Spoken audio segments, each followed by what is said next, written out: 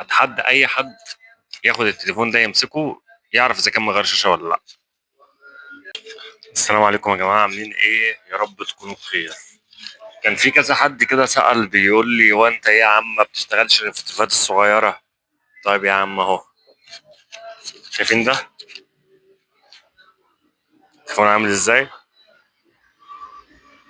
يعتبر زيرو، يعني يعتبر كسر زيرو، عشان برضه الزيرو ده في كرتونه وبتاع ما اتفتحش قبل كده، يعتبر كسر زيرو. طيب التليفون ده اتحدى اي حد ياخد التليفون ده يمسكه يعرف اذا كان من غير شاشه ولا لا. تليفون شاشته الواناته يعتبر الاصليه، يعني انت مش هتعرف تفرق اصلا سواء كاميرات او الوانات او الكلام ده كله. طيب شاشه التليفون ده فين اهي، عشان بس الناس اللي بتشكك وتقول انت ما بتشتغلش في مواد صغيره. اه يا عم، عايزين انزل لكم فيديو المره الجايه وانا شغال في تليفون كبير عادي مش مشكله. بس الفريم بتاعه كان عامل ازاي؟ ما كانش في فريم اصلا اساسا.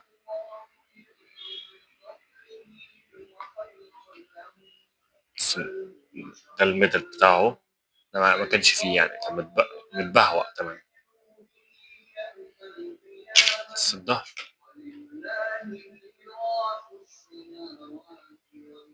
يعني مش هو مش واضح قوي، بس هو على العين المجردة يعني لا الموضوع يختلف تماما. الناس اللي لسه بتقول بقى لا انت ما بتشتغلش في التليفونات الصغيرة ومش تخصص تليفونات كبيرة ومش عارف ايه. يا باشا بص، من الآخر اللي يشتغل في الصغير يشتغل في الكبير، يشتغل في أي حاجة في الدنيا. هو أنت الفكرة كلها واحدة، هي البوردة واحدة مش هتتغير. هما من 100 سنة لو عملوا تليفون من 100 سنة فهو نفس الفكرة دلوقتي، هي بس مع اختلاف بعض التفاصيل ومع اختلاف بعض الحاجات الإضافية بس مش أكتر. أو عشان بس الناس اللي بتشكك يبقى كل واحد عارف الدنيا فيها إيه. برضه نوريكم الدنيا، الله أكبر ما شاء الله يعني. كل دي شاشات متغيرة كده، أنا مش هحطها عندي كده يعني من فراغ. كل دي شاشات متغيرة مع جميع أنواع التليفون، من صغيرها لكبرها وقديمها لجديدها.